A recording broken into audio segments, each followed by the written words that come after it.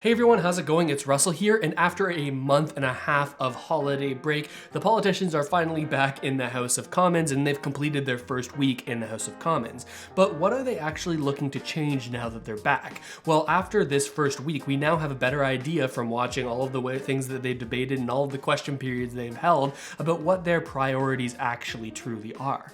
So in today's video, we'll be going over exactly what has been happening, how the Liberals have been using an accusation of false narratives as a shield against one of their biggest problems, a statement from the housing minister that quite frankly has pissed me off, as well as the thousands of dollars owed to seniors that looks like it's being delayed. But before we do, make sure to subscribe to the channel if you haven't already done so, and check out any of the links in the description. Whenever you use those links, it directly supports the channel and more Canadian content just like this. All right, let's dive into this and let's hear from a question period where the Prime Minister was asked, hey, what are you doing about the rising cost of living? We're seeing Canadians struggle to buy groceries, gas prices are going up. Is the Liberal government actually doing anything about this right now? How can parents pay their groceries with the rampant inflation that we're dealing with, not seen in 30 years? And the only answer I got, Mr. Speaker, was inflation is worse elsewhere than here in Canada. It doesn't put food on the table for Canadians. How long will he tolerate the impoverishment of Canadians? We made a simple promise to Canadians that continues with the commitment we made in 2015 to be here for Canadians,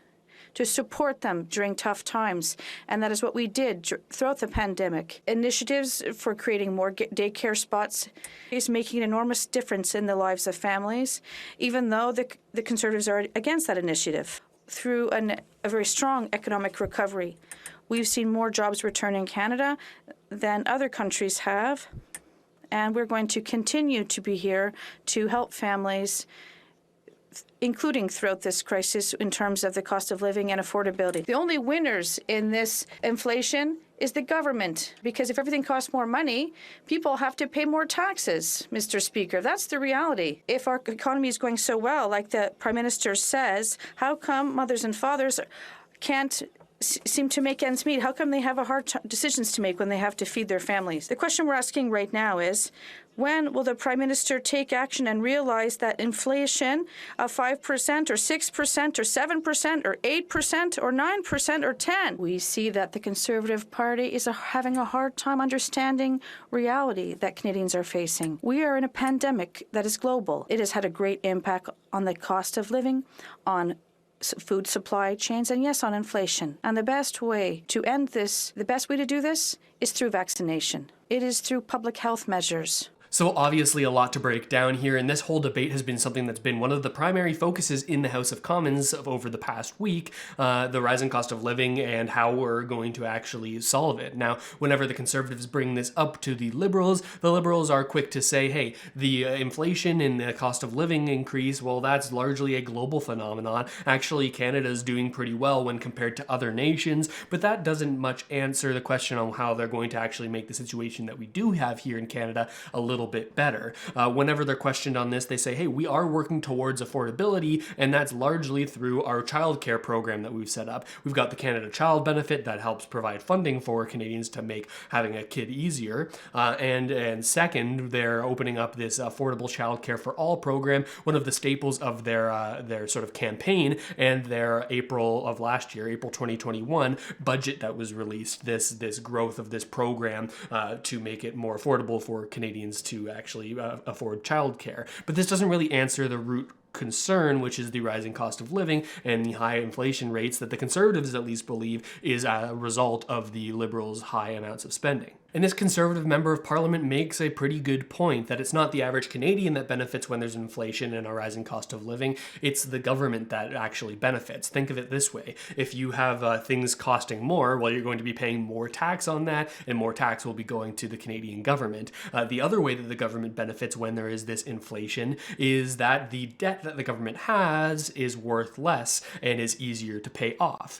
Think of it this way. If $1 today is worth less than $1 tomorrow, tomorrow, then also a dollar of debt today is worth less than a dollar of debt tomorrow. So the big amounts of debt that the government has taken on, well, actually that's not as much money when you consider the lowered value of that money that they've taken out in debt. It gets a little bit complex, but I hope you get the point that I'm trying to make here. And you might have heard Trudeau say there that the Conservatives don't understand the reality of the situation. Now, this is something the Liberals are leaning very heavily on right now in response to many of these critiques from the Conservatives. Let's listen in on Chrystia Freeland, who says that the Conservatives are actually spreading false narratives about inflation and about the Canadian economy in order to make the Liberals look bad. Years they've worked hard, made tough choices to save up, but they seem to find themselves falling further behind. Their hard work isn't paying off under these Liberals, with skyrocketing inflation as a result of their out-of-control spending. And so while these Liberals offer every excuse under the sun, what we're here today is to find out from the Prime Minister, from his Finance Minister, will they finally get their out-of-control spending under control so Canadians can afford to live again? When you don't have the facts to rely on, you lean on false narratives, and that is all we have been hearing today. So let me tell the truth about what's happening in the Canadian economy. Our GDP in the third quarter was 5.4%, higher than the US, the UK, and Japan. And the November numbers show we have now fully recovered the GDP to pre-COVID levels. Jobs, 108% ahead of where they were before COVID. We know that inflation is at a 30-year high. We know that housing prices have gone up by 80% under this government. And we know that Canadians can't afford the price at the pump. And we know that they're taking less home every month with the payroll tax increase from this Finance Minister and these Liberals. So they, again, offer all kinds of excuses, and they want to talk about what things cost in other places. Facts are facts. Facts are not a talking point. So let me underscore that the data released by StatsCan today shows that in November, our GDP grew by 0.6%. That's the 6th consecutive month of growth. And this is a real milestone because it shows that our GDP has now exceeded where it was before the pandemic, the deepest recession since the Great Depression. They can't afford the 80% increase in home prices. They can't afford the 30-year increase in inflation that we've seen under this government as a direct result of their policies. It's really interesting today to hear the Conservatives criticizing government spending because it was just a few months ago we were on the campaign trail. And they proposed spending in their platform when they finally got around to releasing it in this fiscal year that was higher than what we proposed. So again, we see more questioning from the Conservatives to the Liberals about the rising inflation, rising cost of living, rising housing, and we see that the Liberals are saying, hey, Conservatives, it's actually not as bad as you're making it sound.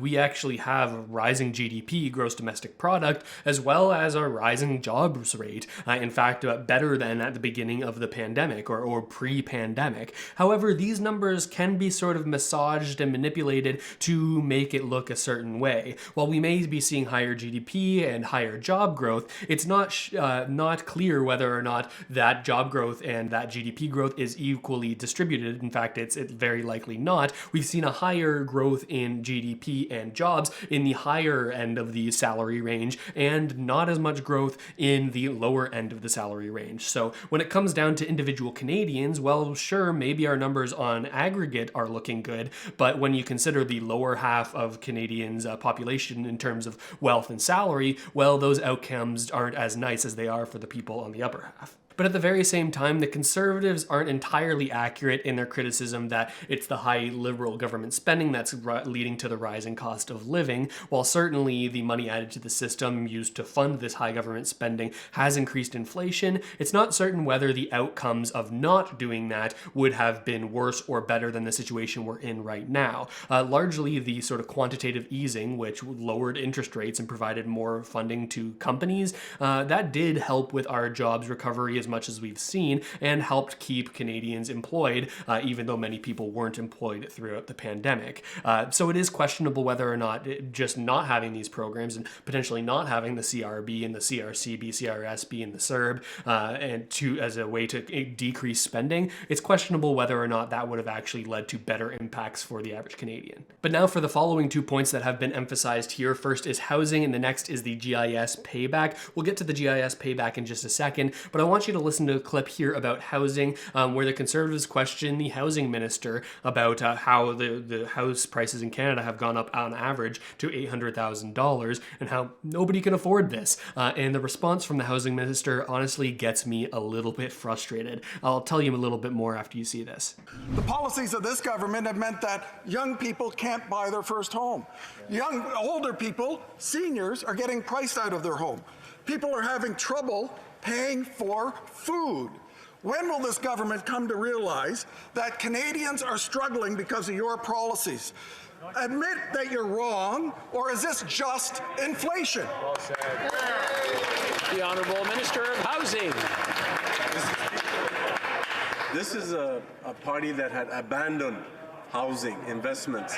They had downloaded investments in affordable housing to provinces and municipalities. They had not mentioned affordable housing in their platform and in their opposition House motion. They have absolutely no credibility on this issue. We are the party that introduced the National Housing Strategy. We've introduced the first-time homebuyer incentive. We want to move ahead with a rent-to-own program. They have absolutely no credibility on this issue, and Canadians can see through that rhetoric, Mr. Speaker. While I admit that the housing issue is not something that's going to be easy to solve, this kind of answer from the housing minister here absolutely infuriates me because it doesn't actually speak to any answers to the problem. Instead, he just points out how he believes that the Conservatives don't have any authority to ask questions about this. In fact, you shouldn't ask questions about this because when you were in power, you didn't spend as much as us to implement programs to help with this issue. And now there's one big problem there. Sure, the Conservatives didn't implement these strategies that may have been beneficial at the time, but the Liberal government has, and those strategies haven't helped with the affordability issue. In fact, they have their first-time homebuyer plan where basically nobody can use it because of various rules around how much funding you can get for that first-time homebuyer plan. Working as a realtor and with peers in the mortgage industry, very few people are able to actually utilize this program, as well as the affordable housing initiatives. They're spending billions of dollars on affordable housing, but as a result, are we actually seeing more affordable housing? I would say that it's not as much a good thing to say, hey, we're spending more than you, spending more than you did when you were in power, when that spending isn't actually translating into results. He also references this loosely put together rent-to-own program that was in the Liberals' campaign during this past election. I've already made a video about my thoughts around that program, but largely I think that it was very loosely and haphazardly put together. And in fact, I don't believe that any landlord ever would opt into the program because it's not favorable to landlords. So what good is having a program if you can't use it? This is a theme with the Liberals. We're going to put in this government program, but it's opt-in. You don't have to use it. If the thing that you create to solve the problem doesn't solve the problem, you can't brag about creating something to solve the problem. Do you get what I'm saying here? But before steam starts coming out of my ears, I better move on here to the GIS payments that many seniors are entitled to. Now, if you've been following the channel, you'll know that many seniors received less in GIS this year. That's the guaranteed income supplement going to the lowest income seniors who are most vulnerable. This has been reduced and in some cases eliminated because of the benefits that they claimed during the pandemic, such as the CERB and the CRB. Now, the government has recognized that this is a mistake and that seniors should be sort of compensated for the fact that they've had their GIS reduced or, again, in some cases eliminated, but it's not exactly clear when that is going to come. And in fact, there are seniors right now who are living on the streets because they can't afford their housing that they previously could when they had their GIS. There are seniors that can't afford nutritious meals or even potentially their medicine that is necessary for them to live. So let's listen in first on what Jagmeet Singh has to say about this and what the Liberal response is, as well as this being one thing that the NDP and the Conservatives, who often butt heads, actually agree on. New Democrats have long been raising the concern that clawbacks to GIS are impacting vulnerable seniors who can't pay their bills or pay their rent. We know that the Prime Minister is talking about fixing this problem in May, but seniors can't afford to wait until May. We just learned of a senior who passed away yesterday. They had their GIS clawed back. They could not afford the nutritious meals they needed, nor could they afford the type 2 diabetes medication that they needed. I'm haunted by the thought that this senior might still be with us today if their GIS was not clawed back. So will the Prime Minister commit to fixing this problem now and not waiting until May? One of the things that the NDP has been calling for, even before the election, is for the government to support the seniors and not claw back their GIS, because seniors are actually getting evicted and rendered homeless at this point in time. Does the member think that the Liberal government should immediately restore the seniors with their GIS? The honourable member for Chatham-Kent-Leamington. I'll give two responses. First of all, I'll ask the question, this government has promised payments coming to seniors. When? My constituents haven't seen it. Secondly, seniors and all people on fixed income are experiencing inflation. That is the tax that's eroding what they are already receiving. We need to blunt the force of inflation, the resulting higher interest rates that will help our seniors and all of us in this economy. So the NDP and the Conservatives both agree we need to know when these seniors are going to get these payments, and it would rather be sooner than later. The Liberals have agreed to make this payment, but they say it may not be coming until May, even though they knew about this potential issue as early as June of last year. So that's almost a year after they found out about the issue that this payment would be sort of resolved. Now let's listen in on the Prime Minister's response and if he thinks that this is going to be able to be sped up or it's going to continue to be delayed until May. Mr. Speaker, our priority has always been to be there for the most vulnerable, especially our seniors. That's why we worked hard to strengthen income security for seniors, including with increases to GIS. We're making major investments through a one-time payment for seniors whose benefit had been affected by pandemic supports. We know we have more work to do, and we're still going to be there to support seniors and look forward to working with all parliamentarians to do exactly that. So we get the same line, we are going to be here for Canadians, and seniors are also Canadians, so we're going to be there for seniors as well. But he doesn't make any statements around when they should be seeing this payment, and they don't even acknowledge that there is a delay here or the fact that they've been sort of slow to get this out. Instead, he points to the marginal raise of the GIS for only certain seniors. I believe it's age 70 plus that are getting this raise in GIS. So again, we see Justin Trudeau sort of patting himself and the Liberals on the back for increasing supports to seniors marginally, but at the very same time, they fail to work to get these payments out to seniors who need the money now and who are struggling. So all in all, quite a frustrating week to see here in the House of Commons. We see the NDP and the Conservatives both sort of pushing on different points. The NDP sort of pushing for this GIS clawback to be resolved, as well as sort of big businesses who have received funding and how that's not fair compared to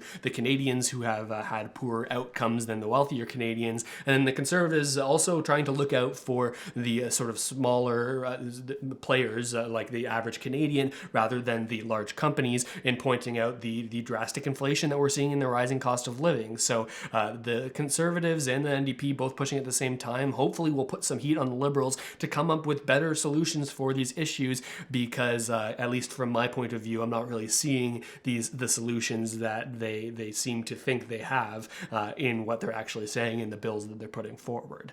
But I know there's a lot included in here, so I want to know what you think about it. Let me know down there in the comments what you think about this whole situation, whether it be about housing, the rising cost of living, or this GIS clawback. I read every single comment and try to reply to as many as I possibly can. And while you're down there, subscribe to the channel and hit the notification bell, and check out any of the links in the description. You can get $50 free when you fund a Wealthsimple account with $150, and you're supporting the channel directly when you do that, so I appreciate it. But with all of that said, thanks so much for watching, everybody. I really hope this video has helped you out at least a little bit, and I'll see you next time.